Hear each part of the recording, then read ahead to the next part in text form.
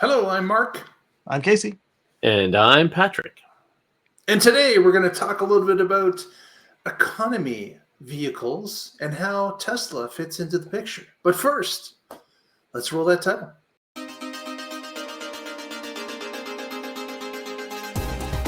You're watching the Tesla Life Express.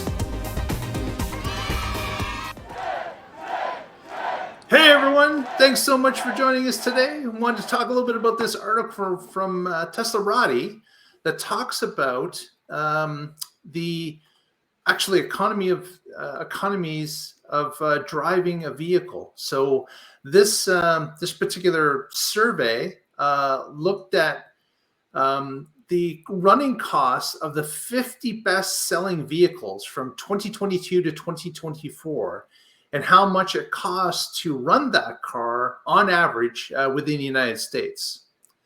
So the study took into account the cost, the average annual cost for fuel or energy, for maintenance, for insurance, for additional fees and taxes within the United States.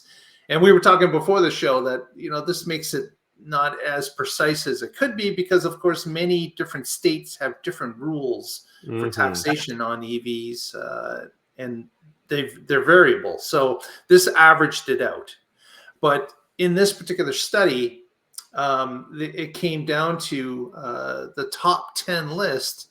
The Tesla Model 3 was at the top of the list, or the most economical to run in the United States for a period of a single year. So, it's great to see that we've got a EV that has taken top spot in this list, because we always talk about how economical the vehicle is to drive, the extremely low fuel costs compared to other vehicles, the extremely low maintenance compared to other vehicles, but a slightly elevated price tag on the initial purchase, which is still coming down. So haven't quite got to parity. In some cases we have, in other cases we haven't, but we are working our way down. So with Tesla Model 3 reaching the top spot here, that bodes well for, as time goes on, more and more EVs will be added to this list, and the combustion vehicles that are on the list will slip in position. Right. The 3 and the Y are now selling at below the average vehicle sales price. So that's good. I mean, so just starting there. I was looking at this list, and so Mark, let's bring up the list. Yeah, let's pull up the list and look at it, because there were a couple things missing there that,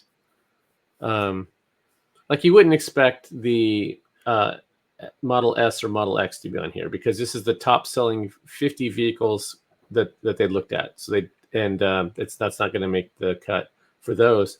But like, where is the Toyota Prius? It should have a pretty low fueling cost, and it's not even on the list. Not even on the list. Yeah. And it does have a plug, so you can't say, "Oh, these are cars with plugs," because no, it did say that this is the 50 best-selling vehicles, and I think Prius should be on that list, but yet it's not here in the top 10. Right. So it's 11 or lower if it's in the top 50.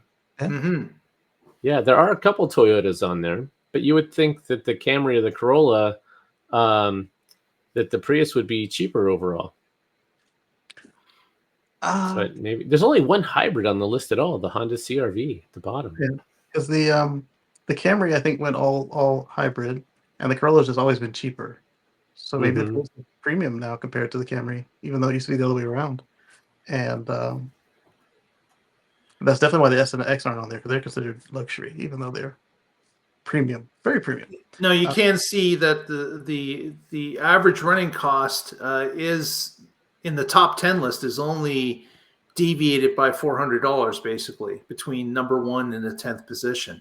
Yeah. But we were talking before we began the show, and one of the things that stuck out like a sore thumb was, look at the annual taxes and fees that the gasoline vehicles have, all hovering around $500 or so.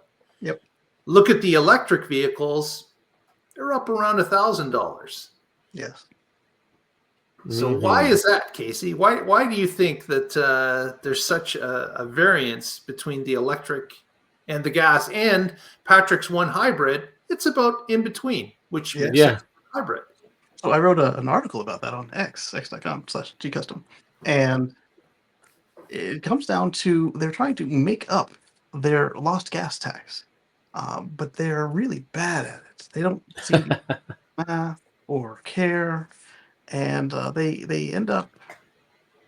The one example that stuck out to me because it was a more recent number than my own was it was enough for the guy to travel 3.5 years in his Prius on the gas tax versus what they had done to his. I don't even think it was even a Model 3. It was one of the cheaper ones. It was like a not the Kia Kona, but just it was a notch above. Like let's call it the VW ID4 or one of the other ones that was you're fine driving around, but it just isn't one that draws eyes. And he's like, this isn't right. They're charging me to make up for the gas tax. This thing weighs the same as its competition, so I'm not doing any more damage to the road. I'm benefiting them by not putting the local pollution out, giving the kids asthma, and for it, I get a heck of an extra tax. And I don't recall if his state was one of the ones that does the annual like percentage of your value on top of the sales tax or without the sales tax. Um, it's just a lot of these states are doing this, and then I believe it was Tennessee or Ohio was looking at enacting more. So they already have one of these usurious taxes, and they were looking at putting in more. And they said that we were keeping up with inflation. Meanwhile, their gas tax lagged inflation by over 20 years. And before that year change, it had been 50 years since they touched the gas tax. So when they say all this is fair and this and that and blah blah blah, you're already taxing the car, you're paying all the same registration fees and license plate, all of that jazz, and uh, electricity is taxed in almost every other jurisdiction. So they're getting the money. They just have to figure out how to get it where they want it to go. And so yeah, so in the article, I proposed that we tax the tires, basically. So you take a look at that and then interact with some of the people about maybe we can get this change done grassroots to get them to stop. Get off my back, yo. I don't mind paying for the roads, but why do I got to pay for everybody else's roads and you guys pay nothing with your 0.9 cents of a tax? It's not just 0.9, the 0.9 and a bunch of other 0.0s, they add up. That's why there's a fraction of a penny at the end there. It's just, so they use the fairness argument as the crack to get into the door. And then I mean, yeah, we use the roads too, so I'm fine paying my fair share, but my fair share is not something that is usury or excessive. I want to pay, if I was driving a say 25 mile per gallon gas car for the number of miles that I drive, that would be fair to pay that same amount of gas, the tax that they would have paid for gas. But instead, it's 3 or 4 or 5 times that. And that is really wrong. What they're doing there is really anti-EV and sneaking it through the door of this fairness tax. Yeah. I think the highest fee we had that either made it in or that was proposed was something like almost $800 extra just to make up for the lost revenue.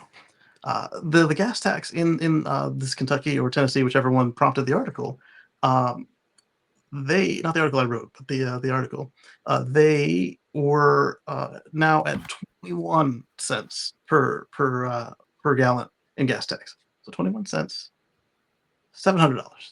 Yeah. Yeah. So it's almost difference. like the EV driver is expected that he drives 4 times the amount of distance that anybody else drives in a gas vehicle to pay the same tax. And that, that's ridiculous. It's ridiculous. The average amount of driving is, 16,000 miles a year. And it doesn't matter if you're an EV driver or a gas driver, that's the average. So guess what? You're not putting in 4 times the mileage in your EV, so you shouldn't be taxed 4 times on the annual fuel costs of that EV. It's just ridiculous. But so the EVs are heavier argument is mostly not a thing either. True. Look at the Model 3 performance, and then you look at the BMW M3.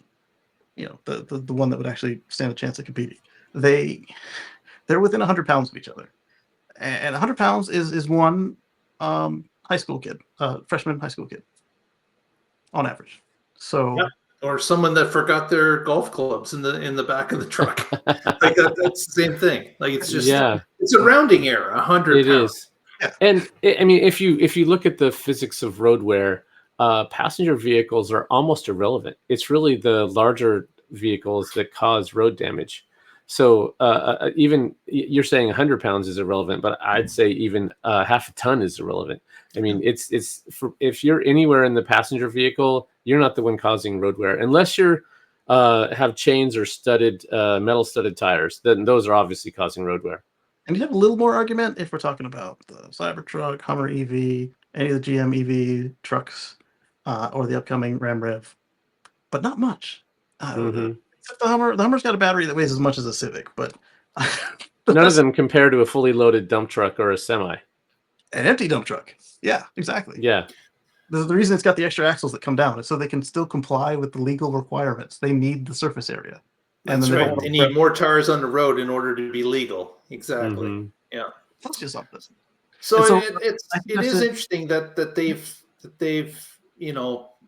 this fair tax thing it may be fair for gasoline, but man, it's not comparable to an EV driver.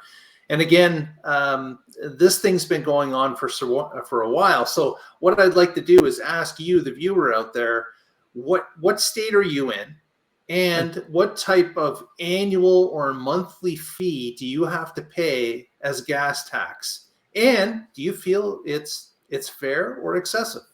Yeah. We would love to hear the responses of the states and what you feel about it in the comments below, because I'm sure it's an eye opener to some EV owners that are in different states that do not have these type of excessive fees. I know some states flip flop over time. They're quite reasonable to start, and then all of a sudden, there's a heavy handed charge shows up next term. So Yeah. it's something that we're all facing. It'd be interesting to see what you think out there and what your experience has been in your particular state or province.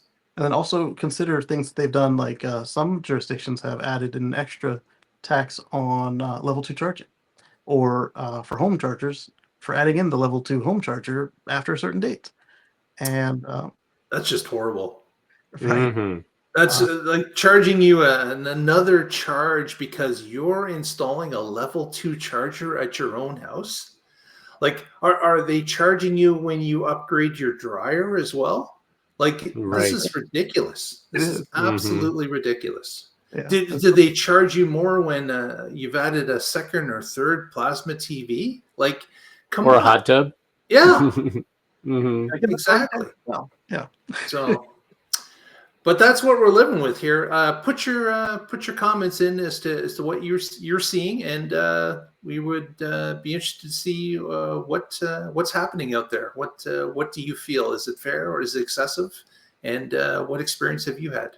Yeah, and then I'll get Mark to add in the link to the to my proposal. Tell me what you would change on it, maybe. Absolutely, we can definitely do that. Cool. Well, with that, I think we'll wrap.